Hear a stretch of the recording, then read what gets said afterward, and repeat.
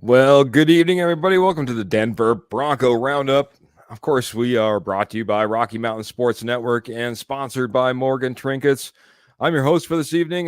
My name is Keith Brugman. I'm going to be Keith Brugman. That's almost what I said. I'm going to be Keith Brugman for the next hour. You don't know who I am outside of this. I'm just kidding. But I'm not alone. I got two of the best in the industry, two of the best and most knowledgeable on your Denver Broncos. You know them, you love them. I'm going to start off with Jody, the Judge Moncrief. How you doing, sir? What's up, everyone? Excited for Sunday's game. It's a big game. Chance to get 4 wins in a row and 4-2. Huge game. Huge game, man. Cannot be understated, man. Yeah, absolutely, man. I no more to add. No more to add. I'm sure Trevor will have more to add as we say hello to him, man. Always got something great, man. Trevor, what do you got for us this evening as we kick it off? No, I mean, going into this game, like Jody said, I'm just going to copy what kind of Jody said here. 4-game winning streak. I mean, it's time to take advantage of this kind of injury depleted Chargers roster right now. I mean, we have Joey Bosa and Rashawn Slater, who are both questionable for this game. It's a chance for Denver to take advantage of that and get a big victory at home and start taking care of business in the division. Oh, man, taking care of business, working for the weekend, man. I have all these musical references going through my head right now. Got to say hello to the posse, man, coming in strong. Well, nice and early was Mr. Scott coming in over on YouTube. Appreciate you, Scott. He says it's a great Friday evening before an even better Sunday when the Broncos are 4-2. Yeah, looking for that 4-game winning streak himself, Scott. And you know how Scott was in here so early? I'm sure of it. He hit that notification button over there on YouTube. He knows what's going on. So appreciate you, Scott, so very much. Ernie May is jumping in super early saying, go Broncos country only. Go Bo Nix for 6. Yes, absolutely, buddy. Bo Nix for 6, 2 touchdowns last week, man. 38 points, man.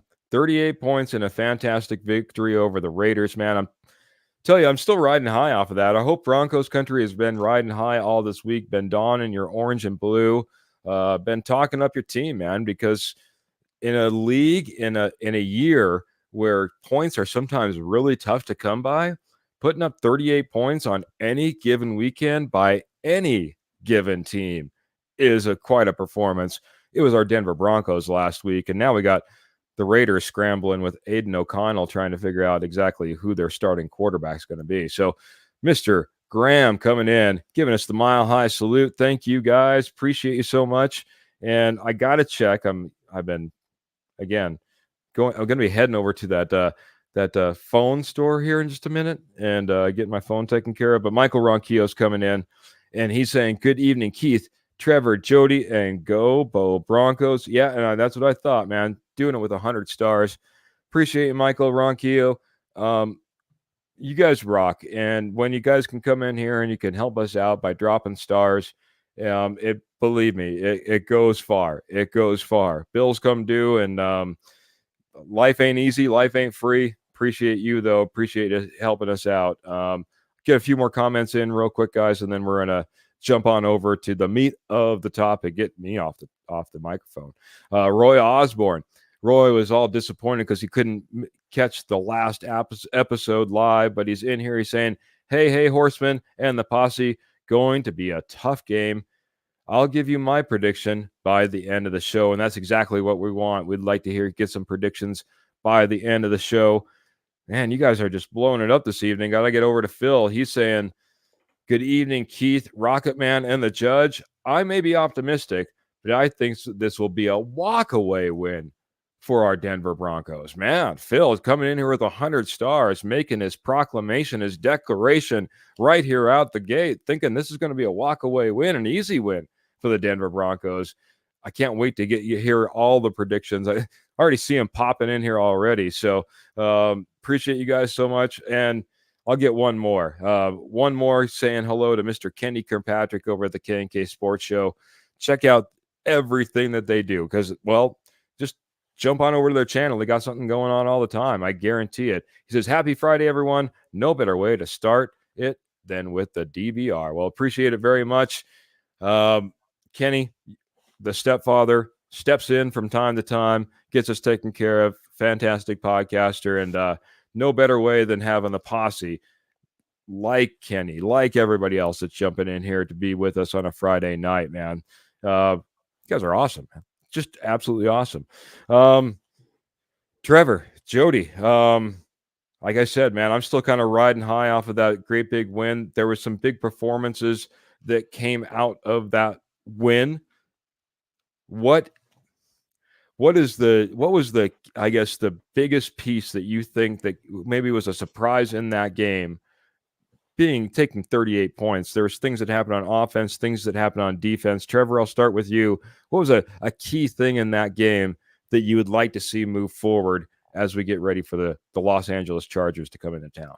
The turnovers. I mean, defensively, the amount of turnovers you were to get, 3 turnovers, is huge. You got to win that turnover margin. That certainly helps an offense that hasn't been very consistent as of lately. Again, we kind of seen 2 different offenses against the Raiders and kind of have all season, just an offense that either A, isn't really moving the ball much and just not much going on, a lot of dink and dunks, or there's an offense that's moving the ball and throwing the ball downfield and running the ball much better. So, yeah, I mean, for me, it's turnovers. This defense is going to have to be there once again in this game on Sunday. The Chargers have a good defense. We shall see how good of a defense they have because their schedule, let's be honest, hasn't been very tough up to this point, other than the Chiefs game. But yeah, for me, it's the turnovers and much better. I think that you leading the turnovers, that really helps your offense and put your offense in a much better position. Field position wise. Very good. Turnovers, yeah, key piece to that. Obviously, a really key piece as we jumped in there and almost, like a 10-point swing at minimum, maybe a 14-point swing. We were looking at being down possibly 17-3. All of a sudden, we're tied 10-10. That really kicked it off. Turnovers would be huge to be able to bring into this next game. Judge, one thing that you saw in that Raiders game you liked in that 38-14 win that you would like to see brought over to this Chargers game as we welcome them into town? Production from a running back. Javonte Williams had a 100 total, just over 100 total all-purpose yards between receiving and rushing. The O-line was creating some decent-sized holes there.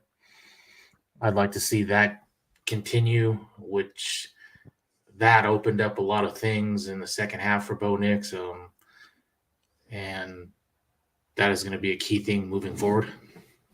I agree, buddy. I agree. I got to bring this forward. I know that I posted it online. Michael Ronquillo, he's saying his pop just came in. His pop of himself. You can now do custom pops. Somebody asked me, hey, where did you get yours, Keith? My wife got me one for my birthday. He's saying it finally came in. Yeah, it takes a heck of a long time.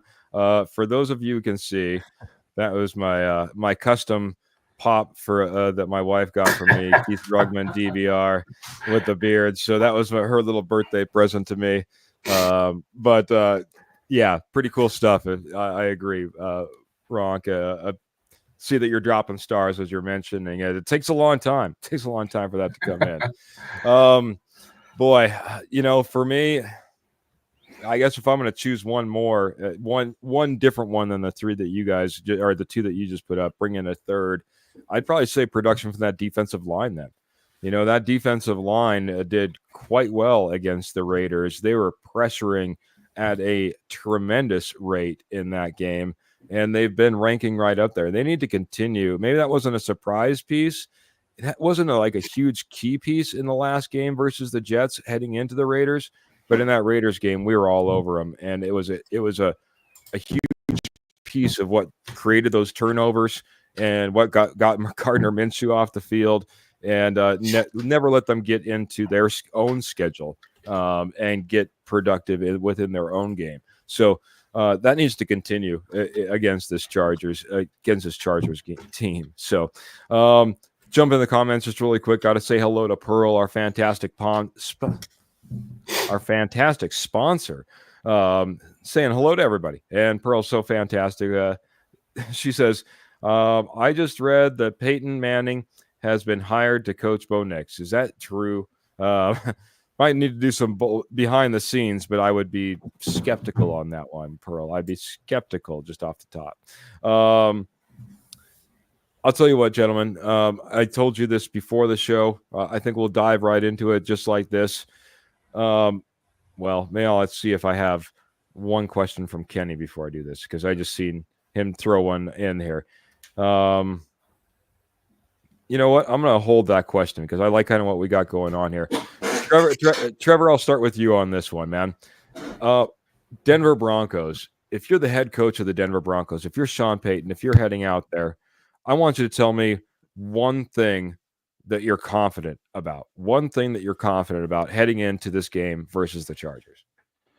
I would say that your pass rushers, your defense. I mean, this is what's got this team up to this point where you're at. I mean, again, if you don't have this defense playing this good right now, I'm not sure you're talking about this team possibly going on a 4-game winning streak coming into this game.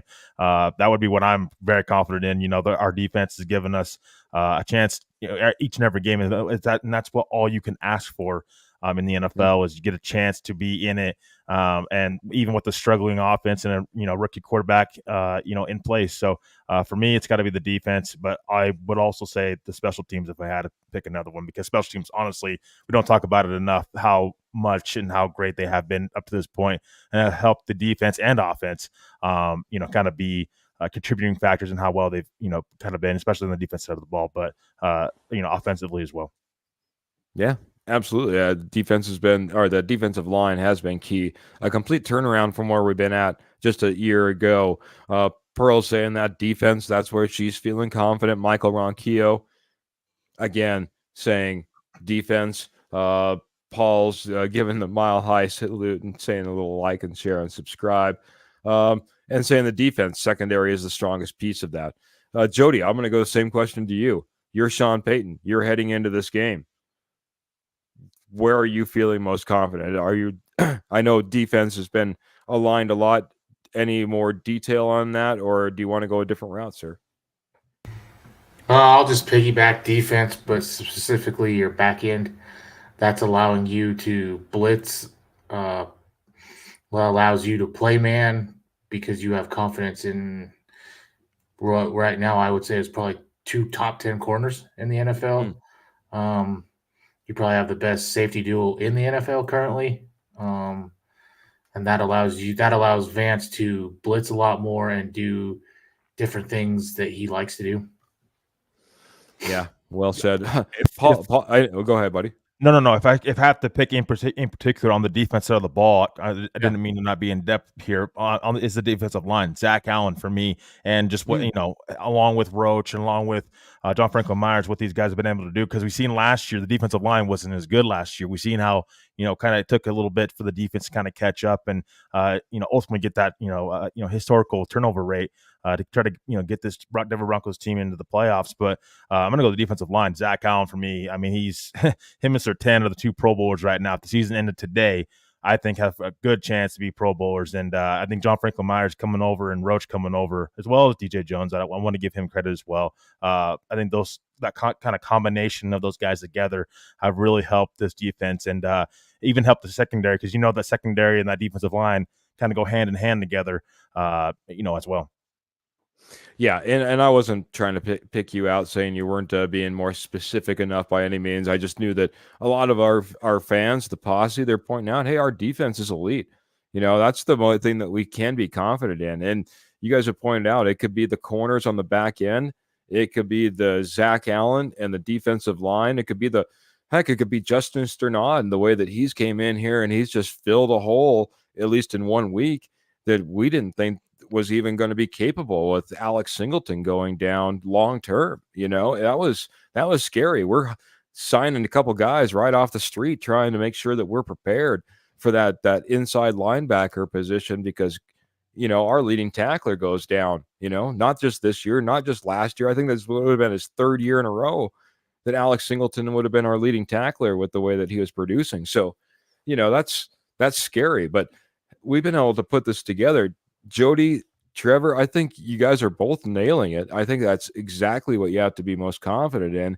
The only thing that I would say is, I don't know if there's a strong part and a weak part. I don't know if it's the defensive line that's getting after the quarterback so well that that secondary can play the way that they're playing, or if that secondary is playing so well that this defensive line has the opportunity to play the way that they're playing. They're literally, this team has been playing off the charts, and numbers back that up. This isn't just fandom and hopefulness and being a little bit too much orange tinted glasses when we're watching our own team. Numbers prove out that this is one of the best defenses in the league, and you should have a whole lot of confidence walking into this game and the way that you feel, regards to your defense, even with a Los Angeles Chargers team that's, has some weapons on it. And, Justin Herbert, for all those who may be naysayers, I'm a big believer in one Justin Herbert and what the tools that he puts together, just as an example. But I'm going to flip it back to the opposite side then. Jody, man, you're the coach. You're heading into this game. What's got you nervous? What's got you nervous about your team heading into this game? The inconsistencies on offense, I would say. They are getting better. I'm going to exclude the Jets game just because of weather and different things. But, the last 2 games you've played, Tampa and the Raiders, you've played pretty well, but there's still stretches. You're still 3 for 13, 3 for 12 on 3rd down. That's got to improve. Those type of things. And I'm hoping that some of that is getting or was fixed the second half of that Raiders game, because, we scored almost every drive. We looked sharp in that second half. But the inconsistencies would be my big thing. Inconsistencies on offense, man. Just staying on schedule. Sometimes it's a penalty. Sometimes it's a drop pass. Sometimes it's just, maybe a bad read, or who knows. But, staying on schedule is something that Sean Payton has preached since the day he walked in this facility. You stay on schedule, you're going to be Sean Payton's best friend. It's going to be like when just like when Bo Nix said, when he ran over to the sidelines and it got a little heated, and they asked Bo Nix what was said. He said, I love you. I told him I love you too, man. And that, sometimes you get a little bit like that, man. So you want the love of a Sean Payton. Stay on schedule. You'll have his love. I guarantee it. Trevor, you're Coach Payton. You're getting geared up. You're all ready to go. But you're nervous about when in regards to your team, you're nervous about.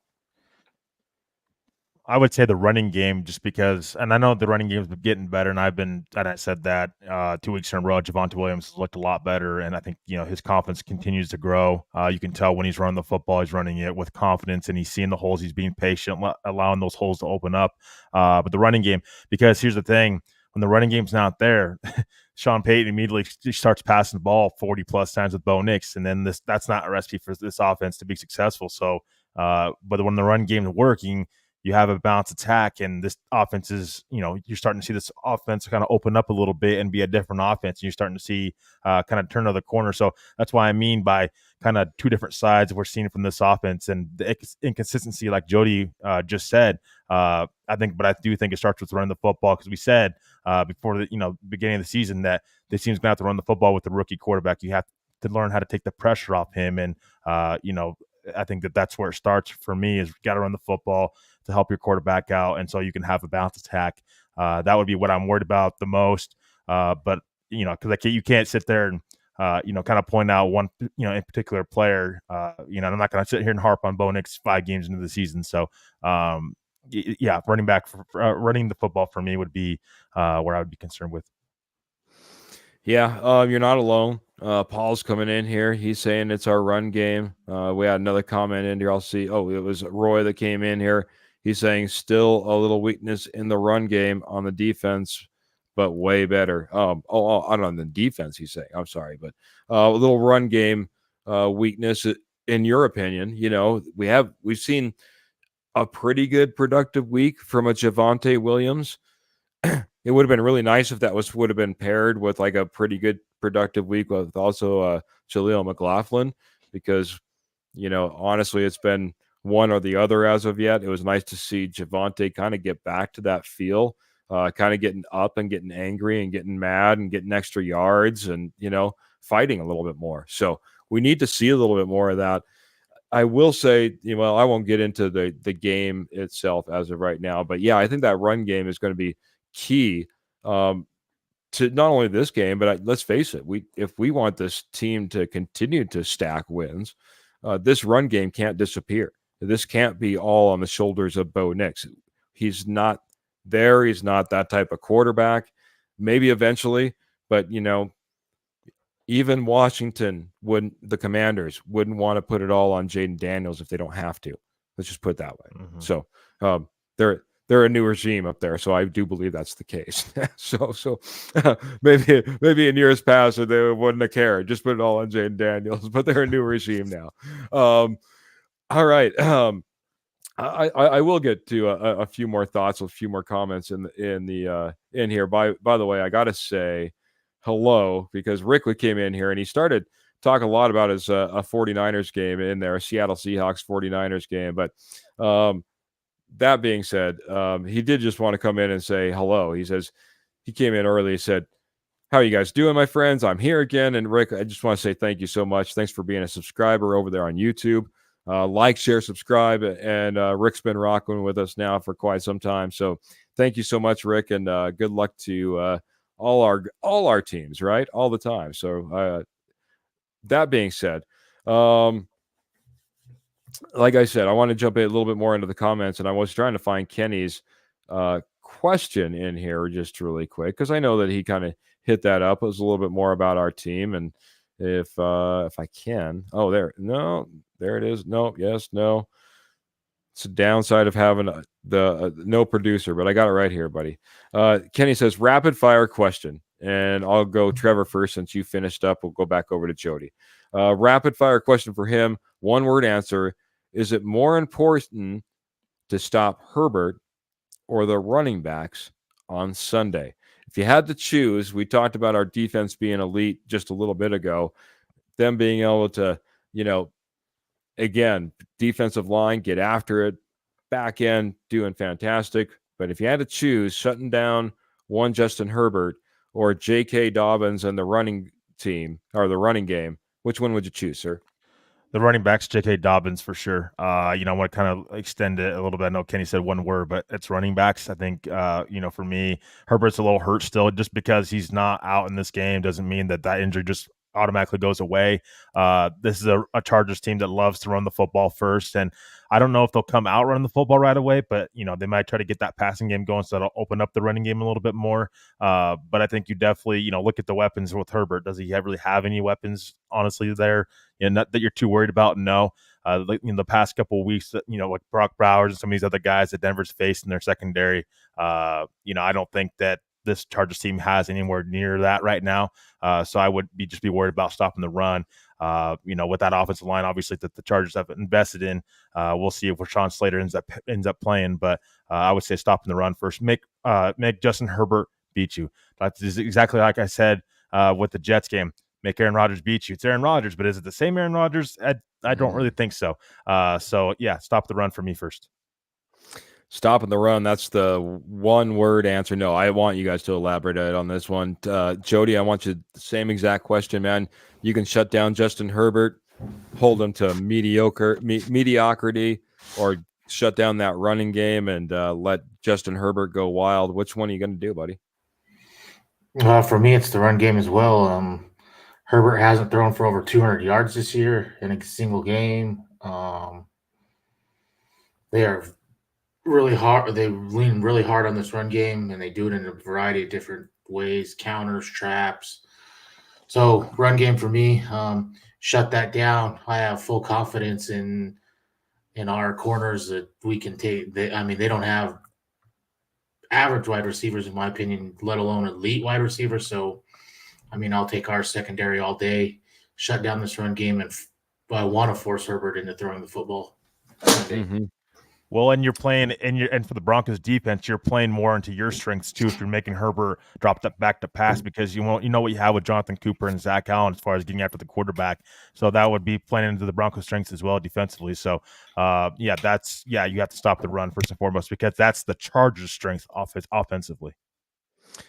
Well, I'll just piggyback on all of it. We'll go three in the same category right here. In the last 4 games, the Los Angeles Chargers, I got to always stutter when I do that to not put out the good old San Diego team. But the Los Angeles Chargers have given up 9 sacks and a pressure rate of 41%. If there's anything that doesn't match up very well for the Chargers, it's this Denver defense that's getting after quarterbacks at a very, very high rate. I think I have that statistic here as well. I might bring that up. But at the same time, a Chargers team that's giving up pressure like left, right, and otherwise.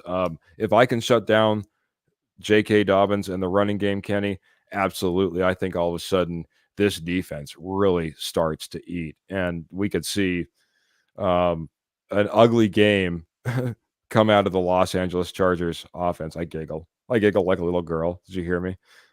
So if I can just see, again, tail between their legs, going back home to Los Angeles, putting up hardly any points because of our defense, that would be a great game. That would be a great way to wrap up this home stint, I guess is the best way to put it. So, Michael Ronquillo's jumping in here. I just looked down. I see 100 stars coming in. And Michael, again, thank you for your support. Phil, earlier, for your support as well. I think I mentioned that. But he's coming in. He says, Keith, Trevor, and Jody, your thoughts on the one NFL expert saying that the Broncos need to worry about quarterback Bo Nix's arm strength. Busy day at work for me, Michael. I don't know the reference, but I take it as being true. And Jody, I'll go to you. You've been high on Bo Nix. His production so far, what he is in the NFL to this point. Is this a worry of non-meaning, I guess you could say? Because again, I don't think we've, as you said, I don't think we've seen the whole playbook open up as of yet. Or is this a real concern that we don't see good strength coming from Bo Nix's arm? Jody, I'll let you take it away, buddy.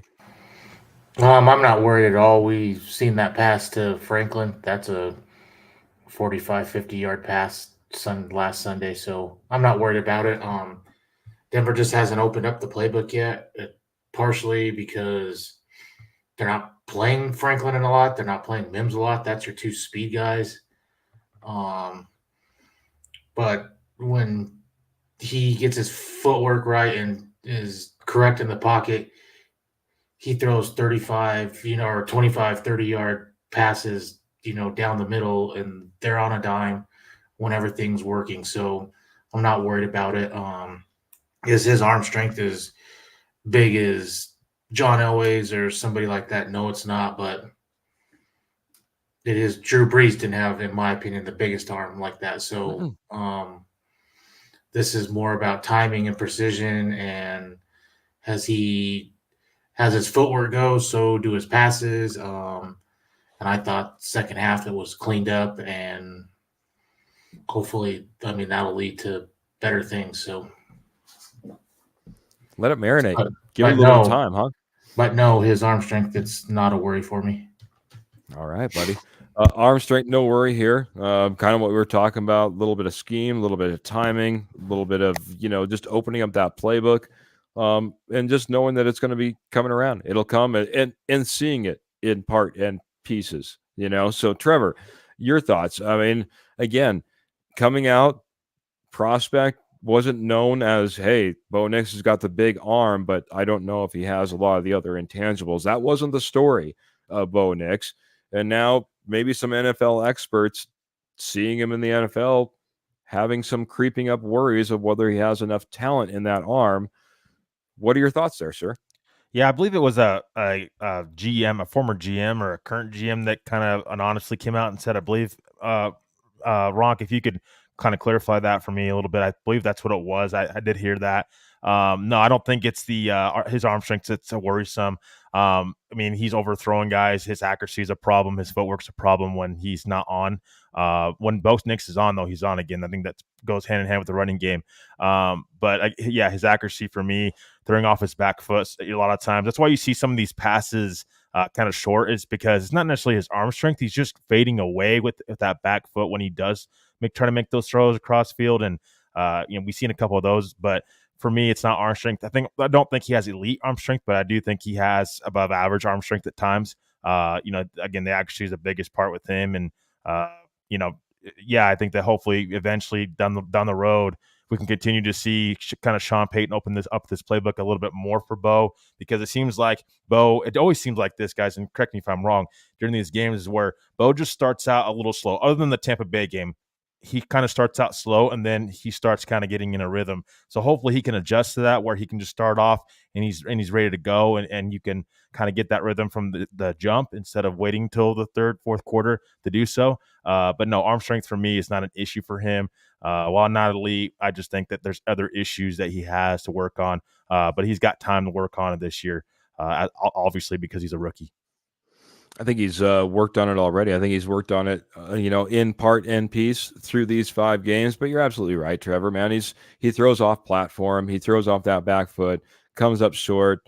Doesn't necessarily go where he wants it to go. But kind of in part of what you're saying as well, for me, it's that 2-minute drill. That 2-minute drill that he has to get into from time to time. He gets in that 2-minute drill, and all of a sudden things start firing for him.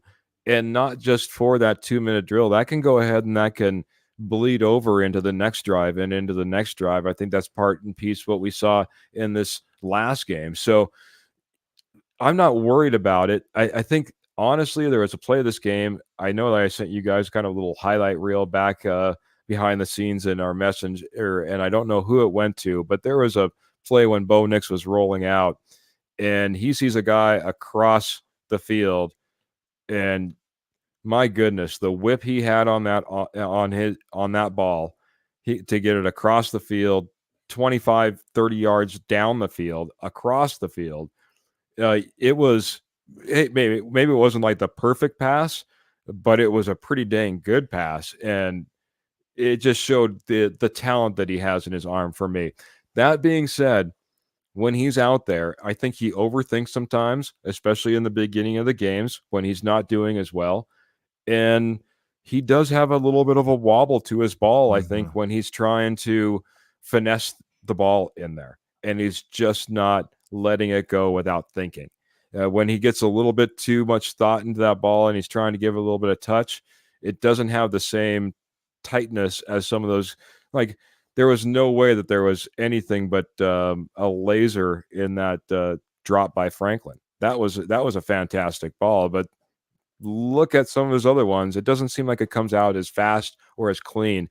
And maybe that's what those experts seeing that, hey, at times it's not the prettiest spiral. It's not a Dan Marino spiral, John Elway spiral, type of situation. But he gets it roaring, I think, when needed. And that tells me that that's there. So, Well, one thing I think is a problem too is Sean Payton has so ingrained in him, you got to get this ball out quick, that if read 1 is not there, then he panics a little bit and doesn't try to extend plays a little bit longer and let some stuff develop because he wants to get that ball out and we're afraid to take sacks. the sacks he's taken, they've been bad sacks because they've been more on him. Especially a couple of them Sunday.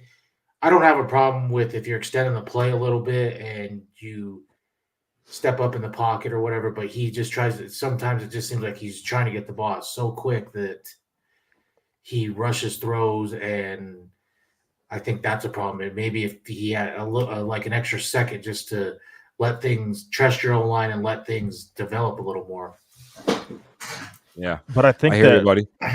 Real quickly, sorry, Keith. I was just go going to ahead. say, I think that might be Sean Payton trying to get him in a rhythm right away, because it seems like they start off and they start dinking and dunking, and that's, to me, it's kind of what it seems like. I think they need to try to go away from that a little bit more. What are these crossing routes that should be there in this offense? You're just not seeing that with Bo, and they're not seeing the ball just be really driven downfield a little bit more. And it just seemed like if you're Sean Payton, you're having to adjust to that in the second half.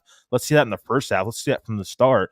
And now, the dink and dunks is fine, but that can't just be your offense. You have to start kind of pushing the ball a little bit. And then as time goes on, you're going to need to see this from Bo Nix. He's going to have to start pushing the ball a little bit more. And that's part of Sean Payton allowed him to do that and not just get the ball out quickly. It can't just be get the ball out quickly every single time that he drops back. I think that's why they got into it on the sidelines. I think the Franklin was supposed to be a decoy going deep, and Marvin Mims, he was wide open on a deep slant, and I think that's where the ball was supposed to go. But Troy Franklin was so wide open that Nix threw that pass, and I think that's where Peyton was upset. Mm-hmm. And you could kind of lip read Bo Nix saying, I'm going to take that shot every time. I agree. I'm going to take that shot every time with Morgan Trinkets. Morgan Trinkets is our fantastic sponsor. And I'm telling you guys, if you're looking for the most amazing Southwest jewelry, Southwest pottery, and estate gold wholesale prices, Morgan Trinkets is the place. 33 years experience in the industry, once nationwide. Now they hang out just in your backyard, northern Colorado, southern Wyoming. They do shows in that area as well. So you got to head over to Morgan Trinkets and find out if they're doing a show, well, during the weekends when they get out there and all the great shows are going on. With the great weather, they've been out there quite a bit as of lately. Check out Morgan Trinkets over there on Facebook. If you go to one of their shows and you make a purchase and you get all major credit cards accepted and you walk away with your beautiful merchandise that day. But hey, you're saying, I can't make it to one of those shows, Keith. It's okay. Purchases can be made right over there on Facebook as well. Any purchase over $50 via PayPal is shipped absolutely free. Great selection over there on Facebook. But if you reach out, message the wonderful Pearl, say, hey, Pearl, do you have anything like X, Y, Z?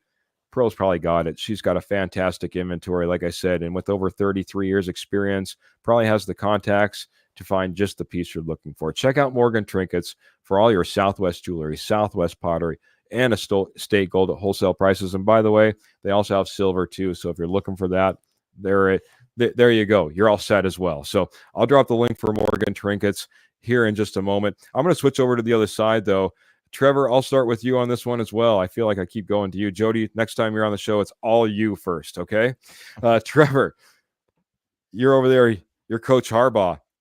We'll make this segment a little bit quicker because we got to get into some prediction and some game planning. But you're Coach Harbaugh.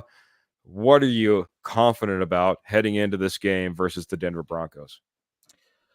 I would say with my running game, you have a guy in Justin Herbert that's not just, I mean, he's not as bad as he's been this year, like normally. But if you can get a balanced attack in this game, everybody's expecting you to be such a run heavy offense. I'd go a balanced attack and switch it up. You have a guy in Justin Herbert that is a former first round pick. You paid big money to. At some point in time, you got to trust him to throw the ball around a little bit. I would challenge this Broncos secondary. I wouldn't just, be scared and just run the football all the time. Again, hopefully you have your two tackles. With Mr. Rashawn Slater, you don't even know if you're going to have him. But I would just be, just push an envelope a little bit and have a balanced attack. And be ready to let Herbert kind of go out there and do his thing because you got to trust in your quarterback at some point in time. Yeah, trust that run game, but have the balanced attack. I'm going to have confidence that I have that running game, but don't be scared to be open it up. So that's where the confidence lies in that run game, but I understand where you're going from there, Trevor.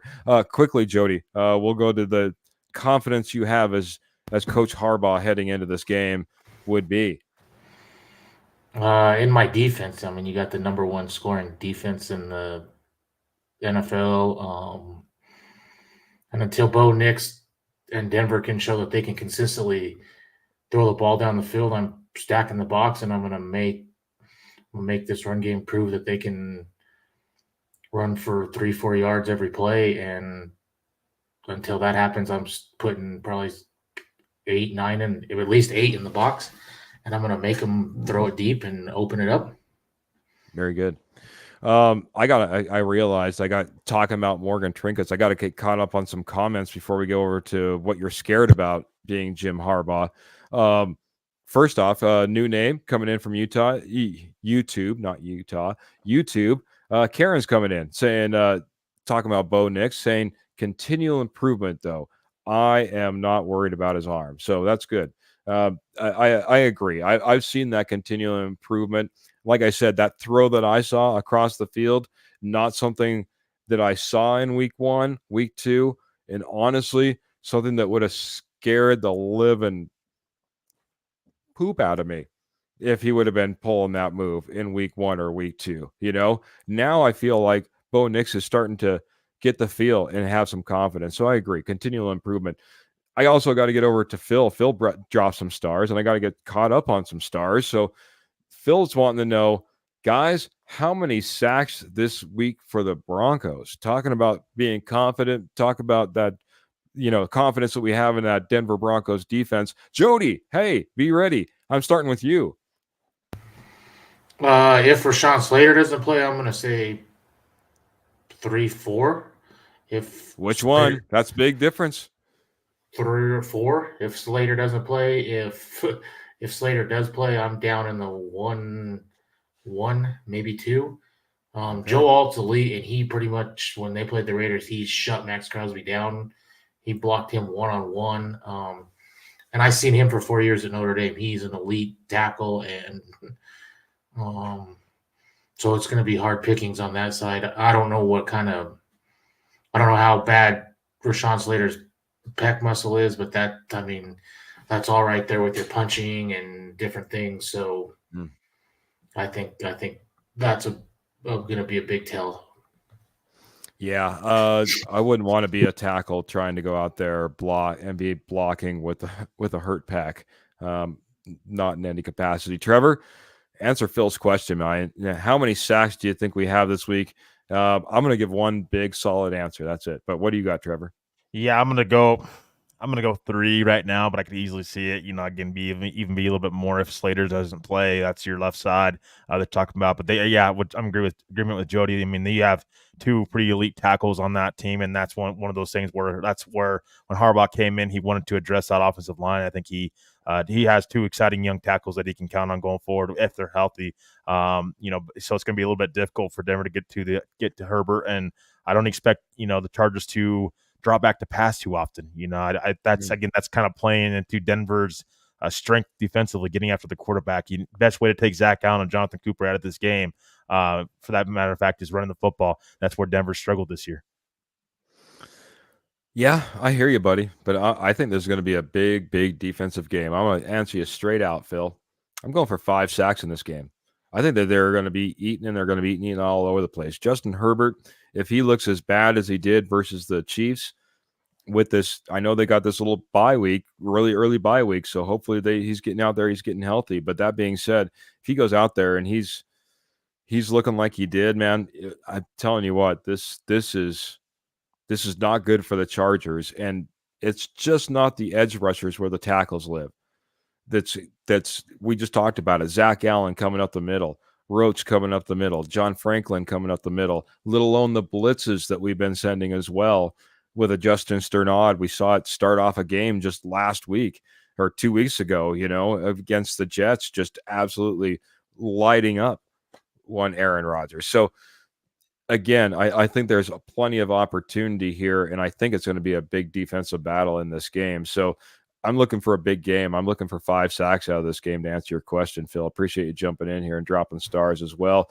I will say sacks might be hard to come by if they run the ball 35, 40 times this game. hard to sack your quarterback when he's not throwing. I agree, man. But I think that if this is going to be a defensive battle, like I'm expecting it to be, that means that our defense is good against the run. And sometimes when you can't get the run game going, guess what you need to do? You need to start hucking up the ball here a little bit too. It's So why I kind of see Denver almost doing it what they did in Tampa, maybe taking the ball first, trying to go down and score right away, because that puts pressure on them. That gets them. They're behind right away, and get them out of that run game early. yeah, I agree. I like that. I like that mindset.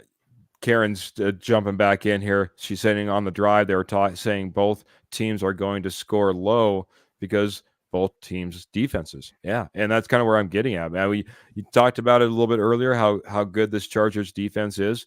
We talked about how good this Denver Broncos team has been playing defensively. Got to get to the other side of the Chargers, though. Jody, I'll start with you since I've been leaving you out on all. But you're Harbaugh. You're heading to this game, and the one thing you're most nervous about when in regards to your team is my pass game. If I get down, can Herbert throw 35, 40 times, one with his ankle? And do you have the wide receivers that can get open against two, probably top 10, one, the best cornerback in football, and Riley Moss, who is playing at a top 10 cornerback right now, and two safeties that are probably, like I said, the best tandem in football right now. So if you get down early and are forced to throw, do you have playmakers that can get open? Yeah, playmakers. If you're having to pass right now, Lad McConkey is probably the biggest name that you have out there that people might know of. But you've fallen quite a bit from one Mike Williams being on your team. Quentin Johnston is probably their next biggest weapon, and most people probably haven't even heard of Quentin Johnston. So Trevor, Jim Harbaugh. Should I say maybe Trevor Harbaugh or Jim Salzman? Oh boy. That being said, you're nervous, coach, about your team heading into this game. What are you nervous about, sir? The injuries. I mean, let's kind of keep it simple. You know, you have Joey Bosa who's questionable. You have Rashawn Slater who's questionable. Gus Edwards is out. So, and also this kind of plays on the part of the defense side of the ball. They don't get after the quarterback a ton like you may think with Khalil Mack and Joey Bosa. I mean, they have, was it 22 pressures on the season so far? That's not a lot. That's like towards the bottom of the league, while Denver has 59. That's like top 4 in the NFL right now. So, yeah, I mean, for me, it's injuries. If Bosa is out, I mean, you're just Khalil Mack, and that's about it. I mean, as far as getting to the quarterback, and you're already a team that doesn't get a ton of pressure. So it kind of, lines, with the injuries, and then what's obviously with Rashawn Slater, Denver has 59 pressures in the NFL. I don't think, you want one of your tackles to be out against this Denver defense that tends to get after the quarterback at a pretty high rate. There you go, man. I like that. I like that a lot, man. Always dropping the knowledge. See, that's what I said at the very top of this podcast. Trevor's always in here dropping the knowledge. We got two of the best in the business, giving you what you need to know about the Denver Broncos. We also have Clayton coming in here. He dropped a little bit of stars, just stopping in, saying, great way to top off a Friday night and homecoming for us. Not sure if you're talking about your hometown Friday night football team, if you're talking about the Broncos being home again, homecoming as well. So, and then we have Phil. I think he dropped some stars here just recently as well, and I got to get to him, and I'll see if I can find it because you guys are like dropping so many comments. It's tough. He's saying Herbert's passing stats through 4 games isn't good, particularly because he's been fighting that high ankle sprain. Yeah, I think Herbert, 5 TDs, 1 interception, 144.5 yards per game. Averaging a 96.3 QBR over the last 4 games. So nothing that's fantastic. I mean, if you're going to just rate from a QBR perspective, Bo Nix's last game, 117.2, 206 yards, 2 TDs versus the Raiders. So again, this team has been kind of taken out of the hands of of one Justin Herbert, but at the same time, he's kind of struggling when it comes in, and and is expected. expected to play. And we saw some frustrations last week. Douglas, first time I've seen him come in, and we're getting in at the end of the night, and we're getting all new faces joining us in. We appreciate that. Or not new faces, but new faces so far through the podcast. Douglas says, hello, gentlemen. Herbert probably won't play the whole game. I had plantar fasciitis with feet. They made me part-time and shots for a year. Surgery was my only solution. He'll be playing in pain. And yeah, my wife had it as well. So that being said, it's not fun to play with. There's a lot that you can do to try to help, but you're pretty immobile back there. It's tough to move around and have any flexibility in that foot. And if that's the case, then you're kind of end up being a little bit more of a sitting duck. Graham says, can we talk about the odd QBR they had for Bo Nix compared to one of those Raiders QBs? I forgot who it was. I'm not sure the reference, buddy, but we can always talk about whatever anybody wants to talk about in here. We're Gardner open Minshew, game. probably. I think Gardner Minshew's QBR, I think was what he's talking about, was higher than Bo Nix's QBR. Oh, it was odd. It was they had him like at a 29 or something. That's why QBR means really nothing. It's a made up. I mean, only ESPN uses it anyway. So, well, I wouldn't go. Just don't go just off QBR. I guess that's what I would say, Graham. Your question there. Go off tape, and there's multiple different other stats to go off. Not just DBR, QBR. Excuse me. Don't just go off QBR because it just doesn't tell everything. With that stat alone, I would go off multiple different stats, and if you can watch tape, do that as well. Yeah, I mean, I remember I used to be on with the K&K Sports Show, and they had a great panel and a lot of great posse of their own, I guess you could say. And whenever I bring up a stat, one guy would always remind me, "Hey, man, stats can lie. Gotta watch with your eyes sometimes too. Some guys just have it, as Kurt would say. Man, he has it. He has it. He just has it. You know what I mean? And it doesn't translate to stats all the time. Just as an example, as an example. But hey, I'm excited for what. Yeah, K&K is fire. Appreciate it. Hey, go out there. We'll talk about anything all the time. Sometimes statistics are going to lie. But hey, it's okay. It's okay. Yeah, Karen saying, I prefer the eye test. I do too, Karen. We got to start wrapping up. We're almost out of time, gentlemen. Ladies, guys, posse, coming in, riding with us all Friday night. This is what I need. I know some of you have already done this. I need you to redo it right now. It's time for... Oh, sorry. I wish I had nice fancy stuff. We're going to go ahead and go game predictions, guys, right now. So go ahead, get it in there, get it stacked up. I was looking back. Trevor doesn't even know this. I was looking back at our preseason prediction. Preseason prediction. 3 of the 4 horsemen had wins in this game at the beginning of the season for our home game versus the Chargers. I'll just tell you right now. I was the low man out. I was the guy who said that we weren't going to win this game. So I might have to eat some crow now that we're heading into this game looking a little bit better. But all right. Again, get your scores in. But I'm going to go ahead. Since I ignored them the first half, I'll start over with Jody. Jody, give me a breakdown on this game, how you see this playing out, and then get to that score that you're predicting, and that'll tell us why you got there. If Denver can stop their run and we can get out to an early lead, I think that puts Denver in great position. Chargers are not built to come back from being in a deficit. And I want to see our run game. I want to see our run game continue to improve. Fingers crossed. I hope they activate Estime. I'd like to see him get some touches. And I have a 27-13 Broncos win in this game. Oh, man, you went all quick at the end. I wanted to write things down. Win for the Broncos. What was the score, though? I missed that. 27-13. 27-13 Broncos win. That's almost like that runaway win that we heard from a prediction a little bit earlier, man. I think it'll be That's close. 2013, and Denver scores late to kind of open it up, kind of like they did in the Raiders game. That's what I see. I want to see Bo Nix continue to grow, and I'm kind of excited to see some of these younger guys.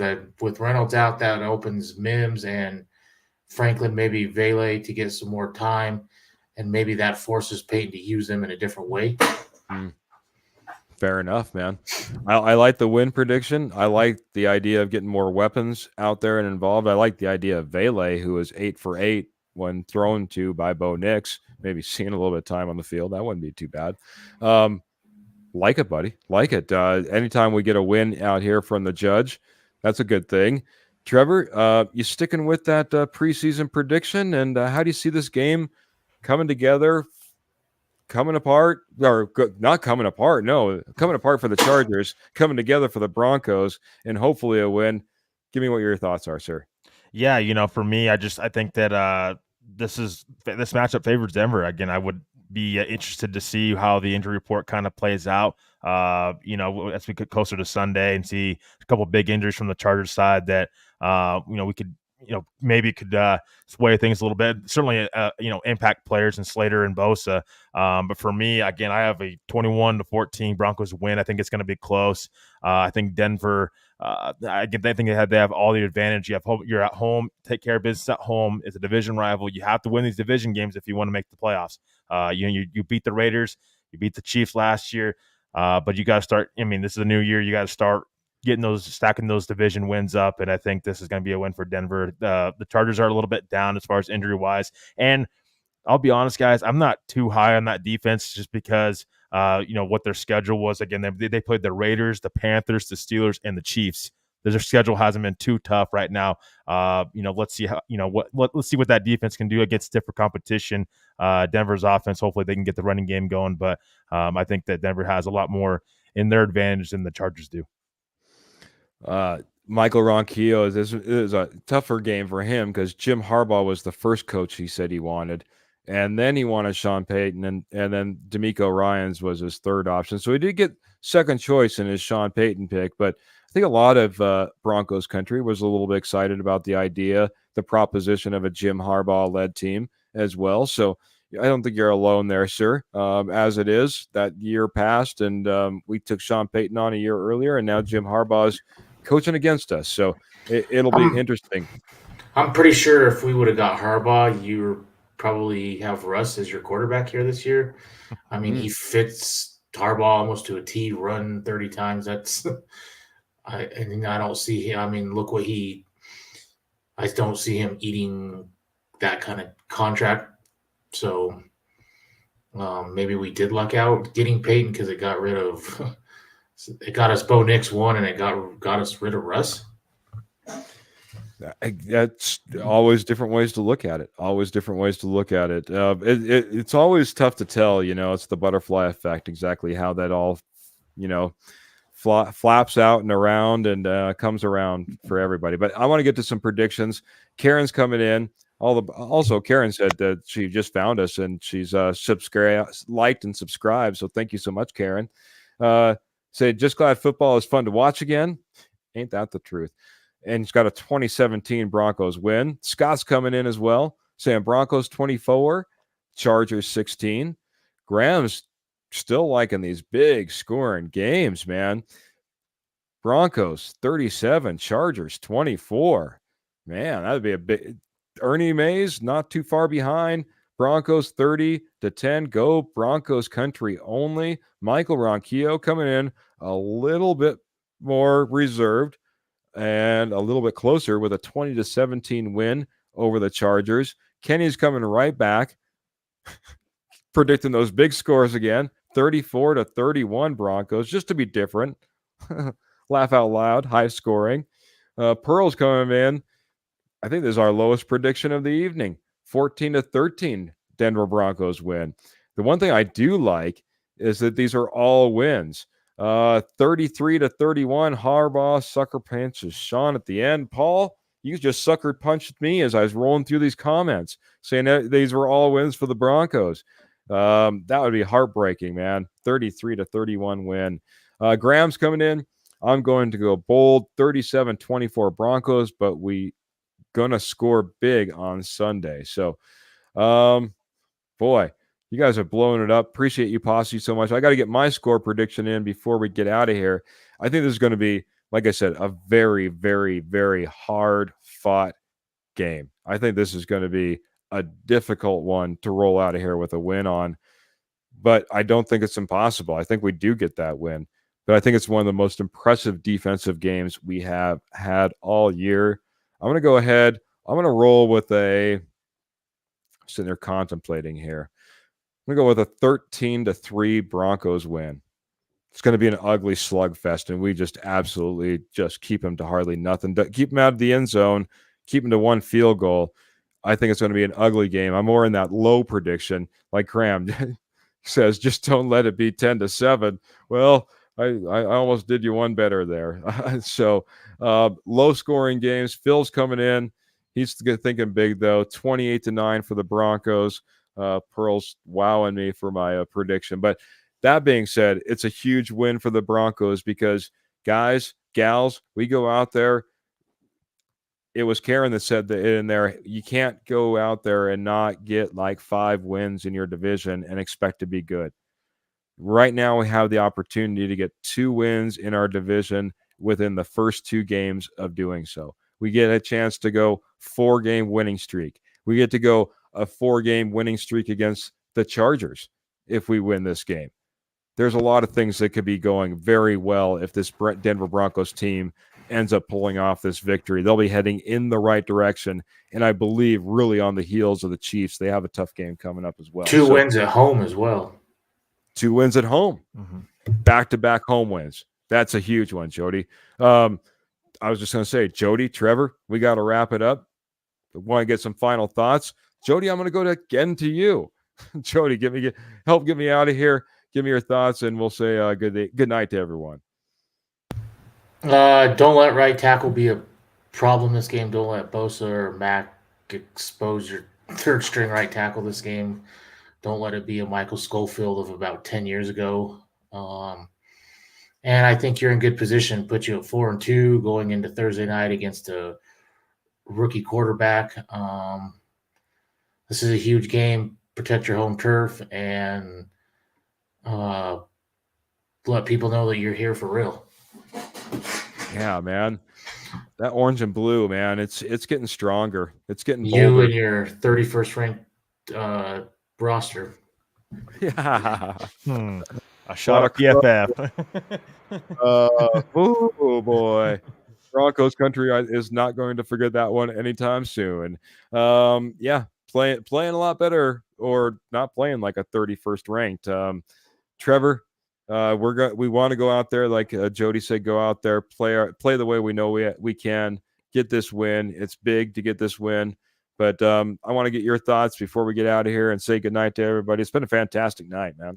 Yeah, absolutely has. A few things we didn't get a chance to touch up on. Obviously, Josh Reynolds, like Jody mentioned earlier, has been out. It's been ruled out. Alex Pacheski is out, and Luke Wattenberg has been out. So new center as well. So we'll see what they decide with Audric Esme and Damari Mathis. They were both full participants this week. That'll probably be a game day decision and what they want to do with those guys. But no, I mean, as far as this Chargers game, it's time to take advantage of your schedule, right? I mean, because it's a short week coming up after this. I mean, I don't mean to look ahead, but again, the Saints are coming up on Thursday. It's a shortened coming up week. They have quarterback problems with Derek Carr being out. So, you have 2 teams that are kind of banged up right now. It's time to take advantage of that and get 2 huge wins. It starts with the Chargers on Sunday, and excited for it. But I just want to thank everybody in the posse for being here tonight. You guys are awesome. We'll be back Sunday for our post-game show, and can't wait to see everybody again. Karen, it was great to see some new faces in here as well. So just thank everybody for joining in, and I hope everybody has that great, safe weekend. Enjoy college football if you watch it. Enjoy all the games, all the NFL games on Sunday, and can't wait to see you guys next time. I hope everybody has a great, safe weekend. Thank you all. Go Broncos. Yeah, Karen, if you're still hanging out asking when we go live every Tuesday, every Friday, 7:30 p.m. Mountain Standard Time, and then directly after the game, typically on Sundays, we go live as well. We want to get that gut reaction, see how everyone's doing, how everyone's feeling. Lately, it's all been good with all these wins we've been stacking. But wow, Posse, thank you so much. I couldn't keep up with all the comments. I would love to be able to put every single one of them up there, but whew, you guys are just killing it, man. Thank you for all the star givers like Michael Ronquillo and Phil McLaughlin and Clayton that came in here. And if I'm forgetting or missed anybody else, I apologize, but appreciate you so much. And I'll catch up. I've been trying to get back in there and at least giving you a thumbs up and a thank you on the side, especially if I've missed you. Thanks everyone for joining us, man. Like I said, it's exciting to be in here. It's exciting to be talking about Denver Broncos wins. 3 in a row, going for 4. Boy, division wins. Man, we're on the cusp. We're on the cusp, and I think that Broncos country can start to feel it, and they're enthralled. They're empowered. They're impassioned, and we're going to be right there with you, trying to break it down all the way. Trevor, thanks for breaking down some ins and outs as far as questionables and who's not going to be playing. Like you said, I got so excited about this game, man. We forgot to talk about that. So to everyone, thank you so much. We end this one way only. You all know it. Remember, keep your feet in the stirrups, keep your guns in your holsters, and keep the Denver Broncos in your heart. Until next time, we're going to get out of here. Can't wait to see you then. Good night, everybody.